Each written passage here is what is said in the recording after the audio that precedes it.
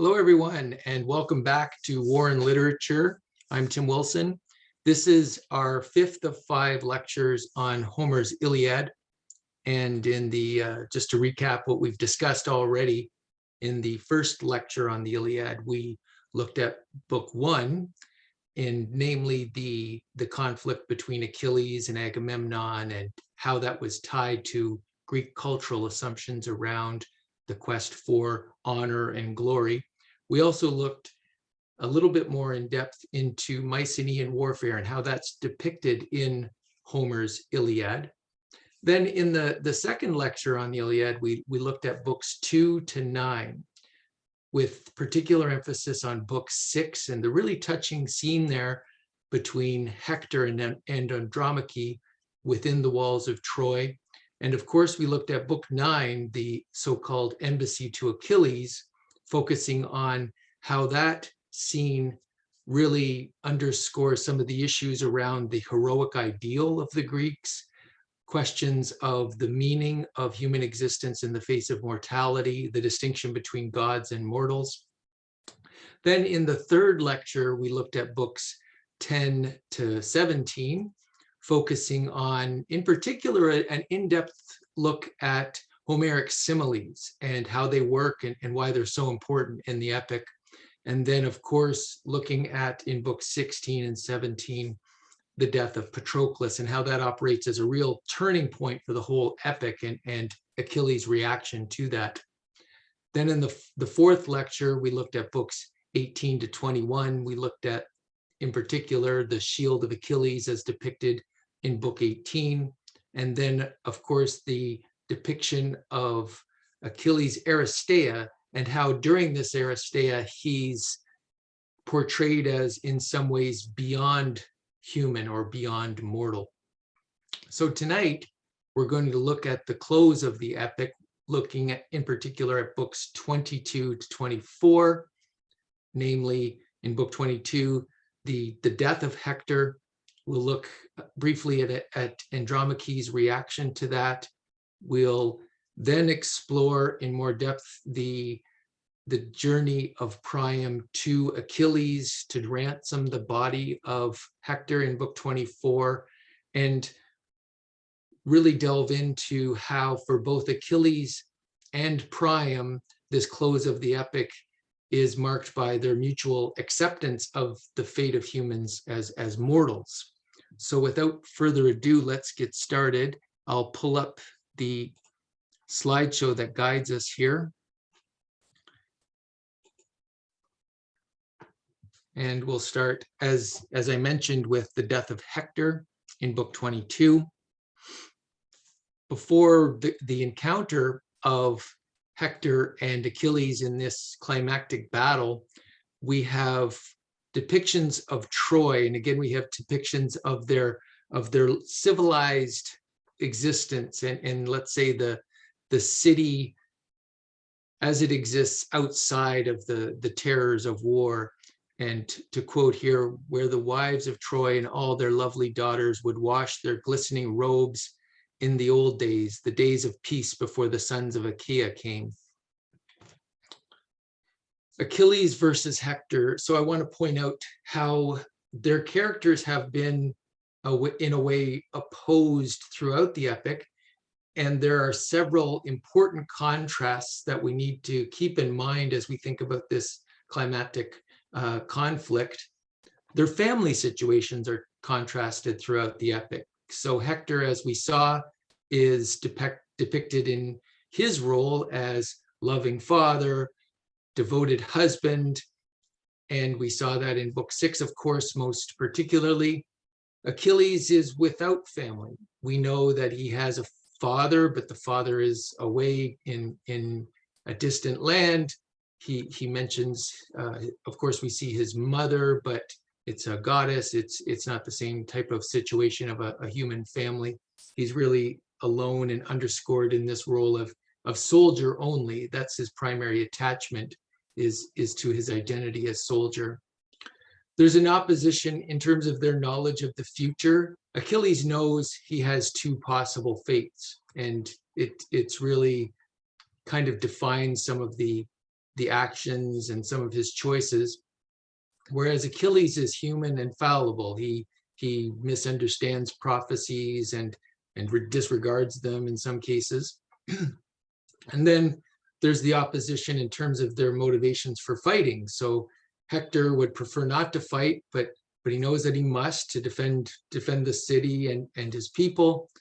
And he subordinates in a way his individual desires to the good of society. And Achilles first refuses to fight and then only engages in the actual combat out of revenge for Patroclus. So his motivations are in every respect individual as opposed to out of a sense of duty for the community. I want to point to this episode. We won't turn to the text just for the sake of time, but I want to point to this episode before the actual conflict. Achilles is coming on. Priam and Hecuba have pleaded with Hector to stay within the walls. You know, why go battle this warlike fiend? Achilles, who's managed to mow down over the course of what's depicted in books 19 to 21 a majority of the Trojan army and everyone who's dared face him. Hector refuses those pleas from his mother and his father, Priam and Hecuba. But as he stands there, he debates. He debates for a good 50 lines almost in terms of possible alternatives. He says, okay, well, I could run back into the gates. Then I'd be shamed by these other Trojans. I could just try to go up and speak to Achilles, human to human. So he debates these various courses of action and has different mood swings of valor. No, I must fight him, and then sense of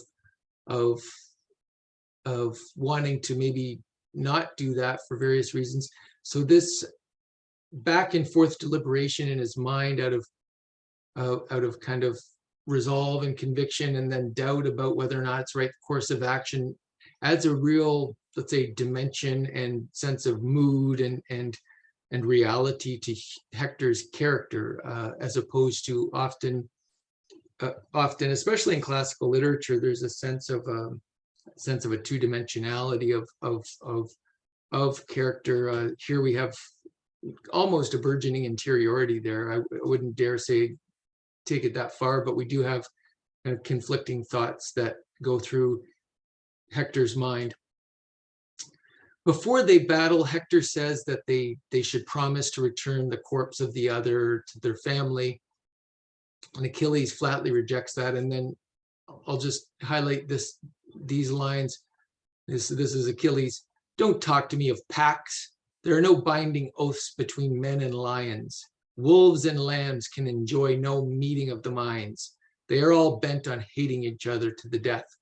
So we get this sense that in this comparison, men and lions, wolves and lambs, that in both cases, Achilles is that predator, and he's the one that is let's say, outside the norms of civilization and is threatening the norms of civilization, and is the one that you're not going to be able to reason with. Whereas the human, of course, there's no pact between men and lions, but there's pacts between men and men, right? So which one is the man and which one is the lion? Well, in this instance, Hector is trying to reason and saying, well, why don't we have this pact that will return the body? And Achilles says no. So Achilles' rage is still going, let's say, full tilt here, but now it's directed totally at Hector as opposed to Agamemnon as it was at the beginning. It's still an excessive rage, let us say, and an excessive rage that puts him on the side of the not human, in this case, of bestial, right? So below human. Achilles answers Hector's plea and offer of ransom 100 lines later. So, beg no more, you fawning dog, begging me by your parents. Would to God my rage, my fury would drive me now to hack your flesh away and eat you raw. So again, this notion that like a lion, like a wolf, he wants to eat Hector raw to some extent. He wants to to be so bestial to take that next step. In some ways, he wishes he could. We're reminded in that line of eating him raw. I'm going to point this out. It comes up a few times in the Iliad. So we're reminded of this kind of hatred that Hera has for the Trojans when Zeus says early on this, but this is book 4. Zeus is mentioning to Hera, you know, Hera's expressed excessive rage that she wants to know, we've got to make sure Troy is destroyed, and remember that's back to the judgment of Paris. And Zeus says, insatiable Hera, how great are the pains that Priam and Priam's sons have heaped on you, that you rage on, relentless, forever bent on raising the well-built heights of Troy. Only if you could breach their gates and their long walls and devour Priam and Priam's sons and the Trojan armies raw, then you just might cure your rage at last. And I'll point out too, we won't turn to those lines, but in book 24, there's a rage expressed by Hecuba, Hector's mother, toward Achilles. So Achilles is not present, but she's speaking to others about the say the grief and the tragedy that Achilles has brought on her by killing Hector and others of her sons. And she too expresses the wish to devour Achilles raw. So there are these different moments where excessive rage is expressed in those terms. Pardon me. And in terms of the excessive rage of Hera, we'll keep this in mind too in the Aeneid. The whole action of the Aeneid is driven by the excessive rage of Juno, which is the Roman name for the Greek goddess Hera. So at this point, just to underscore this Achilles' inhuman rage, let's turn to this scene. It's a scene where Achilles' rage has driven him to unleash more hatred on the body of Hector after he's killed him. So he goes to excessive lengths to defile the body, and we'll bring up the text then so we can look at it ourselves. So here we are. This is book 22. It's line 465 or so. So he triumphed, and now he was bent on outrage, on shaming noble Hector, piercing the tendons, ankle to heel, behind both feet. He knotted straps of rawhide through them both, lashed them to his chariot, left the head to drag, and mounting the car, hoisting the famous arms abroad, he whipped his team to a run, and breakneck on they flew, holding nothing back. And a thick cloud of dust rose up from the man they dragged, his dark hair swirling round, that head so handsome once, all tumbled low in the dust, since Zeus had given him over to his enemies now, to be defiled in the land of his own fathers. So his whole head was dragged down in the dust, and now his mother began to tear her hair. She flung her shining veil to the ground and raised a high shattering scream, looking down at her son. Pitifully his loving father groaned, and round the king his people cried with grief and wailing seized the city. For all the world, as if all Troy were torched and smoldering down from the looming brows of the citadel to her roots. So it's a haunting scene, as I said there. It's quite the gruesome scene. Let's also reflect too that, as I point out in this slide here, that this scene becomes a prototype in the Greek world for, let us say, again, excessive rage or a way of a conqueror to belittle an enemy. So Alexander the Great in 332 of the before the Common Era captures Gaza, and the Persians who controlled Gaza at the time had put up a stiff resistance. So it took 4 successive Macedonian assaults. So this is again 332 before the Common Era, and Homer's writing maybe 750, so about 400 years later. 400 years later, Alexander the Great, who knows Homer, has read Homer, he finally conquers Gaza and has the commander of the Gaza regiment there brought to him, and then of course imitates the actions of Achilles in binding his ankles to leather straps, tying them to the back of his chariot, and then driving and dragging the body of Battus around the walls of Gaza. So this is recounted in the Roman historian Quintus Curtius Rufus in his history of Alexander the Great. So thongs were, this is from this book, quoting Rufus, thongs were passed through Battus' ankles while he still breathed, and he was tied to a chariot. Then Alexander's horses dragged him around the city while the king gloated at having followed the example of his ancestor Achilles in punishing his enemy. So this is a powerful image. It disgusts us. You know, we think of it as horrible, and I think in Homer it is seen as excessive, but in the Greek world, for an Alexander who sees himself as above all others, kind of in the same way as an Achilles was above all others, it can be seen as a prototype of how to treat an intractable enemy that you really want to revenge yourself against. Now let's also go to the reaction of Andromache.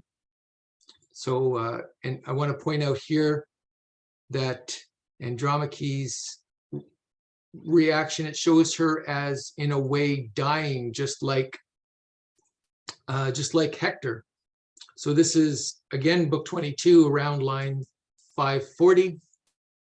So she cried, dashing out of the royal halls like a madwoman, her heart racing hard, her women close behind her. But once she reached the tower where soldiers massed, she stopped on the rampart, looking down, and saw it all, saw him dragged before the city, stallions galloping, dragging Hector back to Achaea's beaked warships. Ruthless work. The world went black as night before her eyes. She fainted, falling backward, gasping away her breath. So she's depicted as dying, very much like Hector there, losing your breath. Your breath is the essence of life there. She flung to the winds her glittering headdress, the cap and the coronet, braided band and veil, all the regalia golden Aphrodite gave her once. The day that Hector, helmet aflash in sunlight, led her home to Troy from her father's house with countless wedding gifts to win her heart. But crowding round her now, her husband's sisters and brothers' wives supported her in their midst, and she, terrified, stunned to the point of death, struggling for breath now and coming back to life, burst out in grief among the Trojan women. "Oh, Hector, I am destroyed. Both born to the same fate after all. You at Troy in the halls of King Priam, I at Thebes under the timberline of Placos, Edion's house. He raised me as a child, that man of doom, his daughter just as doomed. Would to God he'd never fathered me." So haunting words. Let's recall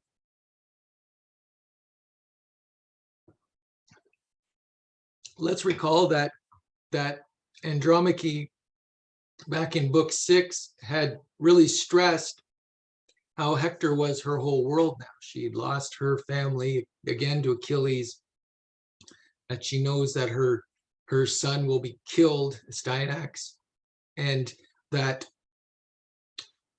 she will be sold into slavery.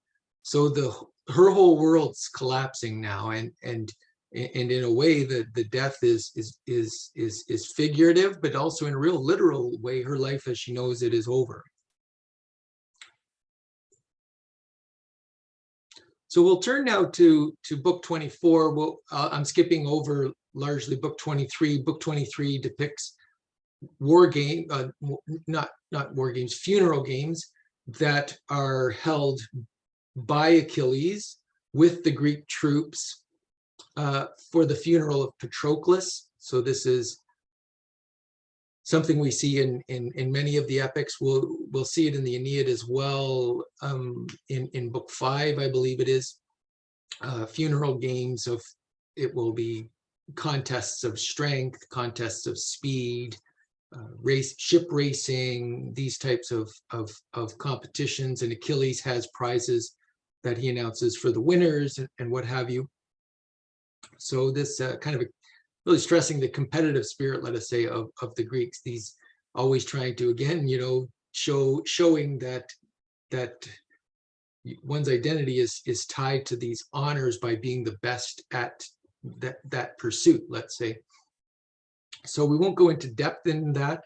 We'll turn to book 24, and as I said, really the climax of the epic in terms of its thematics, and that climax is really encapsulated in this scene of the journey of Priam and the encounter of Priam and Achilles. One of the most, I would say, one of the most touching, memorable scenes in all of literature. I think Troy, the movie that I mentioned before, I think it's from the year 2004. So with Brad Pitt as Achilles, and I'm just drawing a blank on who played Priam, but that actor did very well. And in that, I think they did well in that scene. They made sure, they did add a lot and cut a lot, of course, of the epic, but I think they rightly kept that scene and did well with it. In any case, I do encourage you to read that if you haven't. Book 4, we'll talk a bit about it now in terms of what it means in relationship to the whole epic, and how it really ties together the themes of the meaning of human fate in the face of our mortality, and how one of the real central themes of the epic as a whole is this need to face and accept our human fate and lot as mortal, and Achilles and Priam each do so in their own way. So after he's killed Hector, Achilles still can't reconcile himself to Patroclus' death. So he still can't accept mortality. He can't accept that Patroclus is gone. So Patroclus' ghost appears to Achilles, and he asks him to bury the body. Patroclus' ghost can't pass to the underworld if the body is not buried in Greek culture.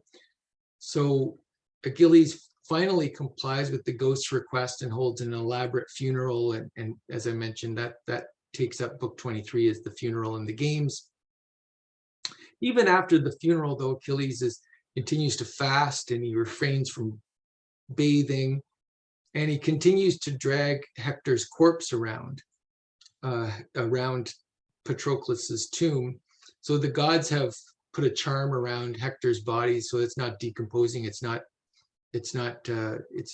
being destroyed with all this misuse at Achilles' hands.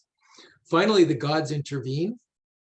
Apollo addresses the other gods and says, it's time to force Achilles to give Hector's bodies back. Enough is enough. Achilles is going beyond the bounds of what is proper. Zeus sends Thetis to speak to Achilles, and Iris to urge Priam to visit Achilles to ransom Hector's body. So Thetis talks to Achilles, try to calm him down, and Iris urges Priam to make this journey. So he has a visit from Iris, a messenger goddess. And Zeus also sends Hermes as a guide for Priam to get to Achilles' tent. So remember, Priam, an old man, has to find his way through the Greek camp. So thousands of Greek soldiers all around. Obviously, Priam is going to be a recognizable figure, and people are going to would definitely not be the safest spot, let's say, for the leader of the Trojans to find themselves in. So he has this guide to say a divine escort that enables him to get to Achilles' tent without being captured or killed. And Hermes is in disguise, but he reveals his identity before leaving. This is something that often happens in the classical epics, is the gods will appear in a form. Achilles is different. He knows his goddess is his mother is a goddess, and that she appears as she is. But for most characters, the gods and goddesses appear in disguise as some sort of human, and maybe as they're departing, they reveal themselves, or the humans kind of catch on. So it's only in their withdrawal that the gods are somehow noticeable. So we have these divine interventions in our human day-to-day affairs, let's say, and maybe only in retrospect we go, wow, that was a real touch of the divine that guided me there. In the time it's happening, our moments that we live, we don't experience it that way. So I think the epics are true to human kind of experience, where we see something in retrospect as, wow, there was a real hand guiding me there. I didn't think it at the time, but I chose to come to Ottawa and get that degree and whatever. And looking back, it turned out to be something that was really fortuitous, or really, really guided me through some perilous other choices that could have been more disastrous. I said Achilles is different, which is true. So he's mother is a goddess. She encounters him directly. Let's keep that in mind when we look at the Aeneid. So Aeneas also has a goddess as a mother, Venus, or the Greek version Aphrodite. And Venus, when she appears to Aeneas, also appears in disguise. So Aeneas has this separation from his family members that is difficult, or if not impossible, for him to broach even his mother, unlike Achilles in the Iliad. So Priam's journey to Achilles' tent, being guided by Hermes, is in a way a figurative descent into the underworld. In Greek, Katabasis is technically this, let's say, descent or downgoing, is a term for this trope, which is often used in epics. As I mentioned, we don't have a literal Katabasis or descent in the underworld in the Iliad, but we'll see it in the Odyssey. We'll see it in the Aeneid. We'll see it in Dante's Divine Comedy. We'll see it in Milton's Paradise Lost. We have a good portion of it in Hell. So we have this in a figurative form in the Iliad. So these descents to the underworld are kind of an archetypal myth theme. So a set of action or sequence within myths and stories that go back as far as stories that we know, like the earliest recorded literature, Epic of Gilgamesh, for instance. And some of the thinking around how this kind of bits of story or narrative arose now is that it's perhaps tied to the agricultural revolution, tied to vegetation cycles and rituals. So with the rise of agriculture, let's say 12,000 years ago in human history, elaborate rituals and cycles around this kind of magical cycle of planting something that seems dead, the seed in the ground, preparing the ground. It goes into the underworld of sorts, and allows and brings forth a new cycle, a new generation of life. Okay, so that kind of entire metaphoric framework of the human community's dependence on that cycle of vegetation for its livelihood is also tied to their notions of, becomes tied to their notions of their own, let's say, psychic journey, and how they can achieve certain virtues and their heroic models in their stories. So in the stories, it involves the descent of the hero to the underworld, so Hades, the actual descent if the hero physically goes, which Aeneas, for instance, definitely physically goes. That's called a Katabasis.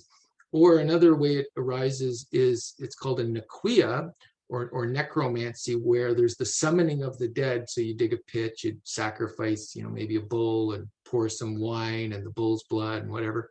You follow an elaborate ritual, and the ghosts will come up, drink from the blood and wine. And then again, remember I mentioned when I talked about the Greek notion of the underworld and our existence in the underworld, very shadowy. They don't really have a conscious existence. They're not able to articulate any conscious desires or wishes without these blood sacrifices. And the other points I'll point out is, much like the vegetation cycle, the downgoing, the planting of the seed, the hero going to the underworld, is part of an essential cycle that allows or starts again the cycle of rebirth and a new life. So to here, the hero, so as with the seed and as with the plant, so to the hero in the descent, there's maybe something that they need, either secret knowledge or heightened awareness of something. In Priam's case, and then also for Achilles, as we'll see, it's the heightened awareness, I think, is this notion of human limits and the acceptance of mortality. So what makes Priam's journey akin to a Katabasis? Well, often in terms of how the journey is described as it's being prepared are these references to it being, let me go down to the house of death. So this kind of, it's already metaphorically referred to as this type of journey. The narrator echoes this by saying, the women weep for Priam as if he went to his death. Hermes escorts Priam, and Hermes, in classical myth, one of his duties is to serve as psychopompos, which is this guide of souls. So psyche is soul, and then the pompos is the guide of that soul. And that's one of the functions, is to guide the soul to the underworld. He rides in a wagon, which is generally used to carry a body to burial. He doesn't ride like in a chariot or some other vehicle, right? He passes over a stream of water as let's say akin to crossing the river Styx in depictions of the underworld. And he passes unseen like a ghost through the Greek camp. So there are a number of parallels with what you would see in a descent into the underworld.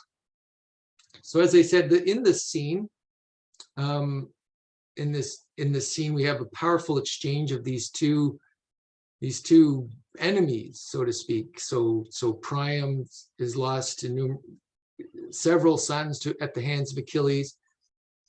He's obviously in tremendous grief.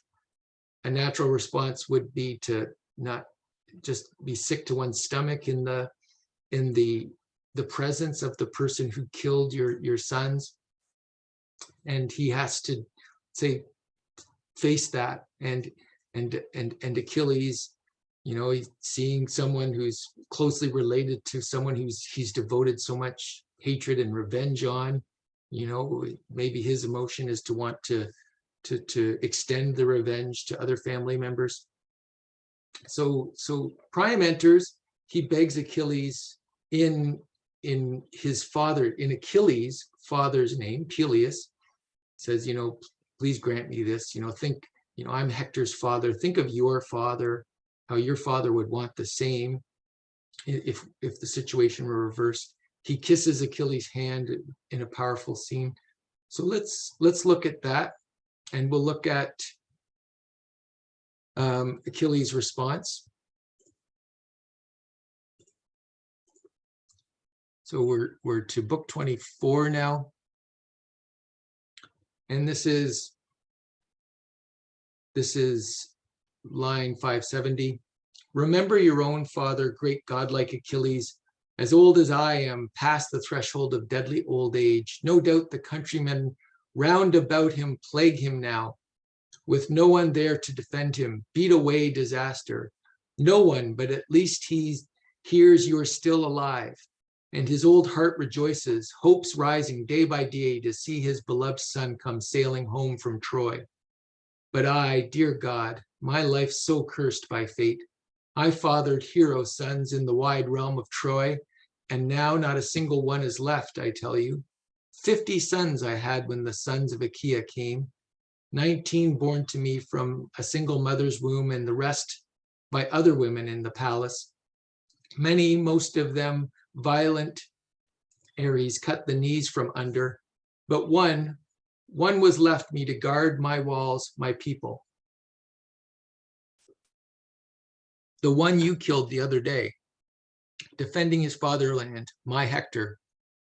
It's all for him I've come to the ships now, to win him back from you. I bring a priceless ransom. Revere the gods, Achilles. Pity me in my own right. Remember your own father. I deserve more pity. I have endured what no one on earth has ever done before.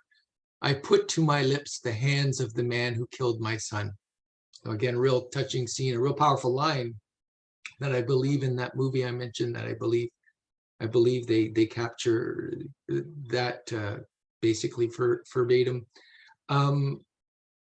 And Achilles' response is notable. Poor man, so they exchange, and Achilles' response, poor man, how much you've borne, pain to break the spirit. What daring brought you down to the ships all alone, to face the glance of the man who killed your sons? So many fine, brave boys. You have a heart of iron. Come, please, sit down on this chair here. Let us put our griefs to rest in our own hearts. Rake them up no more, raw as we are with mourning. What good's to be won from tears that chill the spirit? So the immortals spun our lives that we wretched men, live on to bear such torments.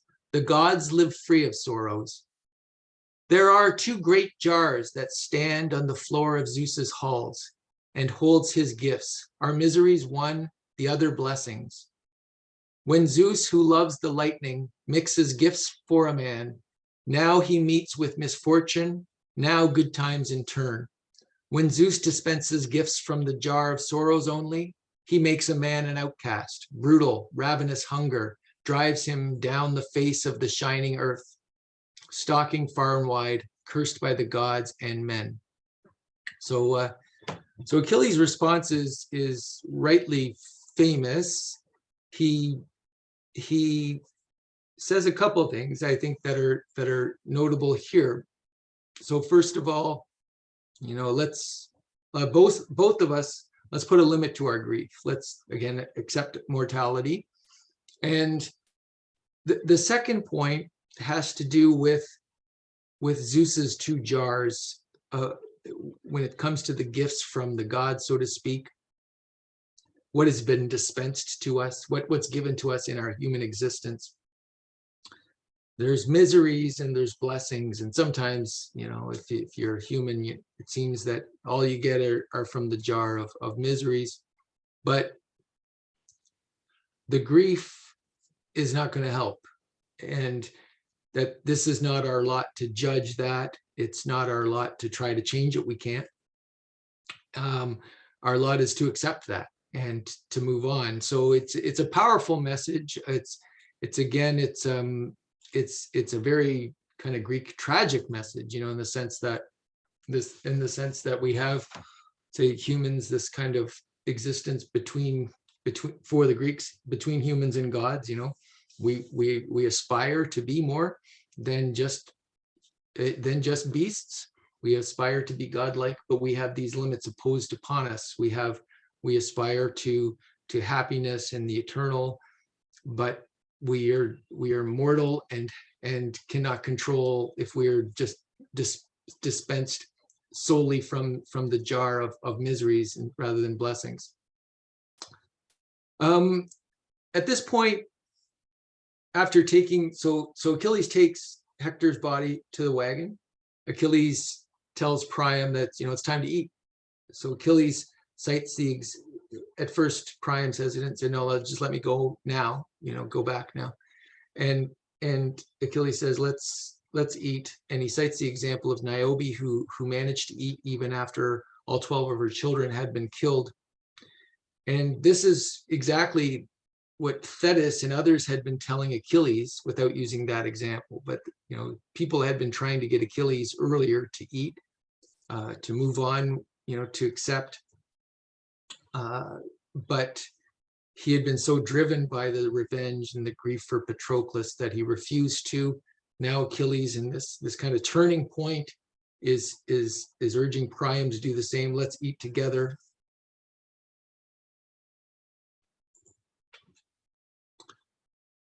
So Priam too must come to accept the loss of his son and the limits of human existence. Achilles' speech kind of is this powerful turning point where we see him articulate this acceptance of mortality. And as I said, this is maybe the reason we see Priam depicted as undergoing a journey to the underworld. He has to undertake that journey in order to come to a new awareness and be reborn and have a new look on his life.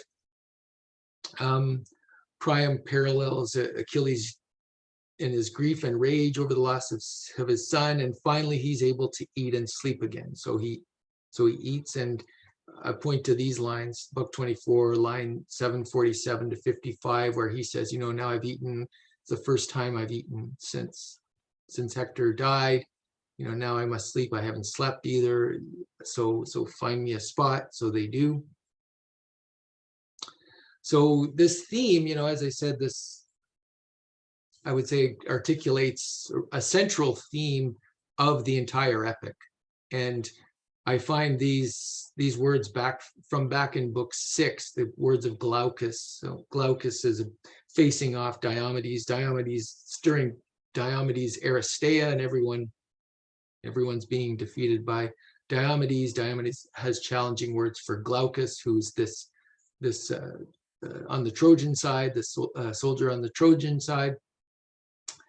And Glaucus has defiant words for him. And as I said, I think they're probably a powerful summation of the theme of the entire epic.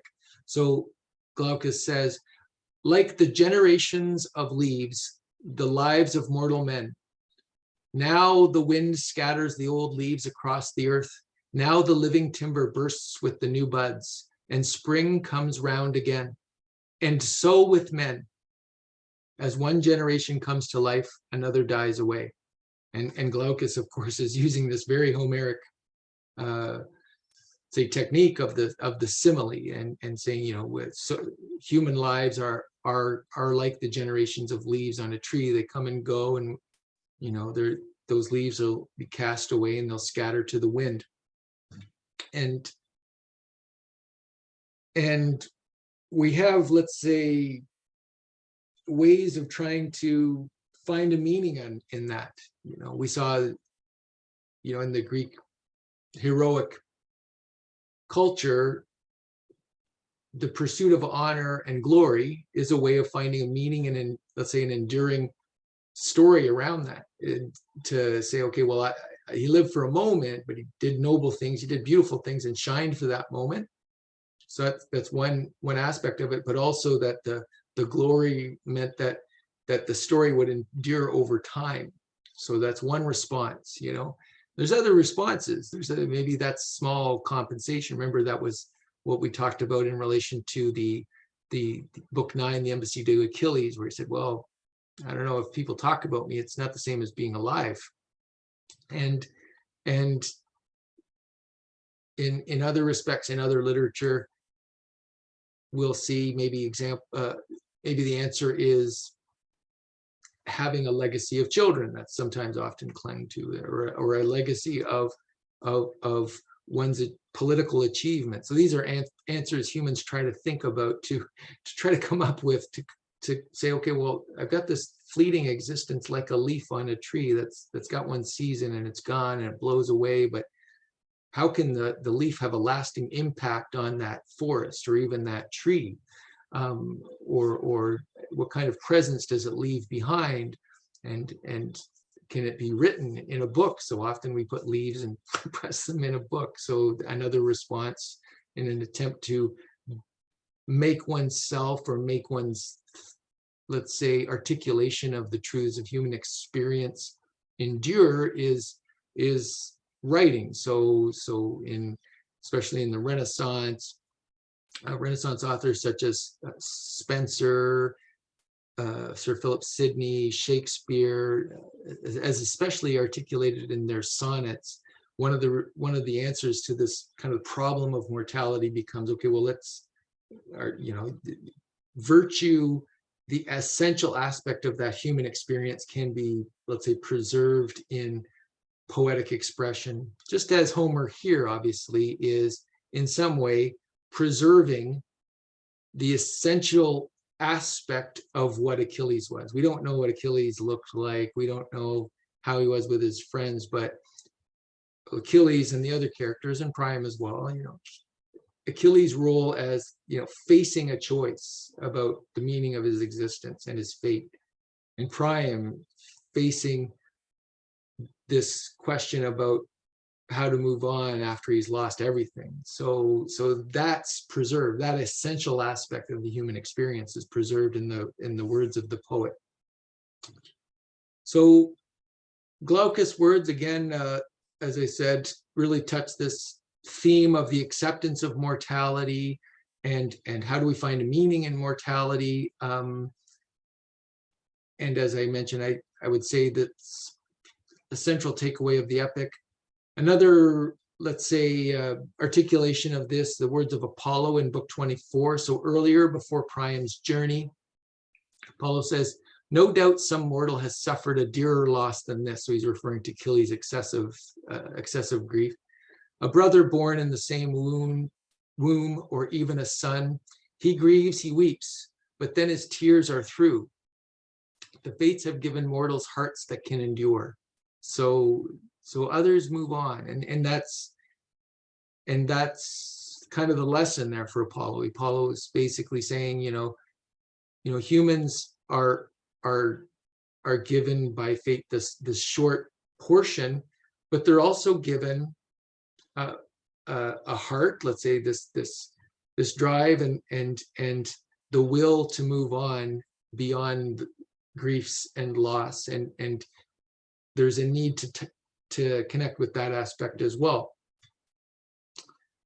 So Priam returns to Troy with Hector's body, and the Iliad ends with Hector's funeral. Hermes comes to Priam and urges him not to sleep in the Greeks' camp, and that prompts his return home. I'll point out, I won't turn to the text, but do have a look at the last, let's say, few pages of the work, where interestingly it's the final substantive word, like the final substantive speeches from anyone are from the three women probably most affected and central in the epic. So Andromache, Hecuba, and Helen. So Andromache, wife of Hector; Hecuba, mother of Hector; Helen, concubine of Paris and cause of this Trojan War. They each lament over Hector's body in turn, and each of them plays a prominent role in this tragedy I've mentioned before, the Trojan Women, that by Euripides later on, that I encourage you to read. So it's interestingly that they have the last substantive word. These say rather than, let's say, another choice would have been to have some soldier talking about how they're going to emulate Hector and move forward, and I will carry on the fight, or it could have been in the Greek camp. The last words could have been about honoring Achilles' valor, that type of thing. These let's say positive attributes of the martial hero. Here it's the suffering let's say, these passive victims of the violence, so to speak. And the women, each in their own way, represent a perspective of what war has taken away from the community in a way that, let's say, the soldiers in their kind of quest for valor wouldn't represent. So the conclusion, the meaning of the Iliad. Well, we've talked a bit about it already, but let's try to. We've talked about one aspect in looking at book 24. We've looked at the acceptance of mortality, but let's kind of look back at other, let's say, kind of takeaways from the epic. So I would say one takeaway, and especially for this course in terms of war and literature, I would say that the epic really brings to the fore the ambivalence of war. So war is a bringer of suffering, but also of meaning. So the war is described as dreadful, man-killing, as hateful, but it also described as bringing glory to man, and warriors described as eager and yearning for battle. So there's tension in that. I think there's also war as part of this cosmic balance, part of, and we saw that with the shield of Achilles in relation to the city of peace, the city of war.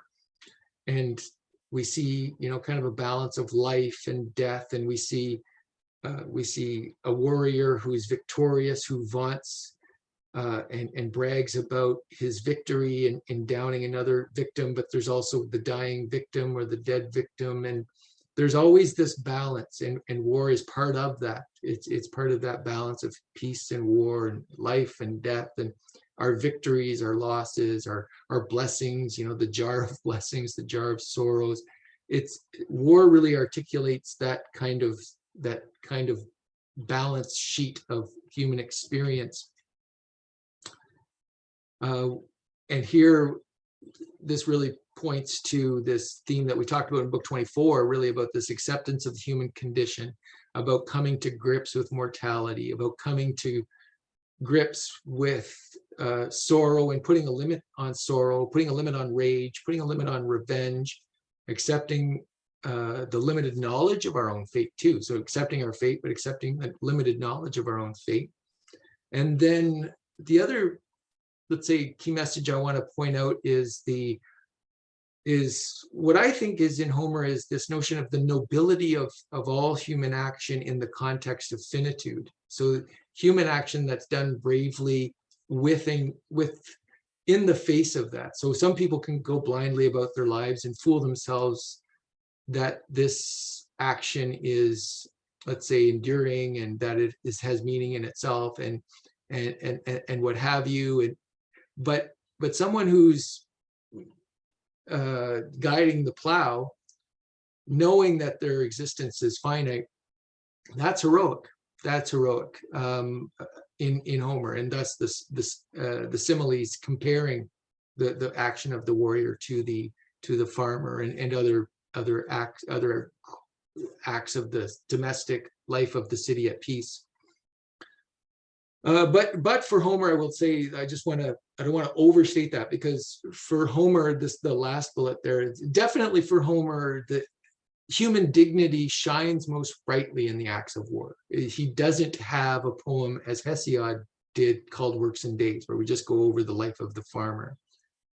What he wanted to highlight were these brilliant acts of making that choice within the context of finitude, where it mattered the most, and it was most perspicuous that your life was on the line, and for him that was in war. So that concludes our fifth of 5 lectures on Homer's Iliad. I hope you enjoyed those lectures on the Iliad. I hope you enjoyed reading it. I hope, if you haven't read it, I hope you do, because as I've tried to convey in the lectures, is that because of the enduring value it has in terms of an articulation of the essential questions of the human experience, it has so much it can still speak to us as readers today in the 21st century. And because of the other reason I would mention, just in terms of its impact on later literature and culture. And throughout the lectures, we saw so many paintings. I didn't refer to all of them, but so many paintings, for instance, that we would have on the side of our slides that are directly referring to scenes from the Iliad. So many of our stories, our movies are building on those themes articulated in Homer. So in a way, we don't understand our own culture unless we understand those roots. And Homer is a good place to start in terms of understanding the roots of our contemporary culture. So with that, we'll close this lecture, and we'll close our discussion of the Iliad. In the next lecture, we're going to start with our first exploration into Virgil's Aeneid. Thank you.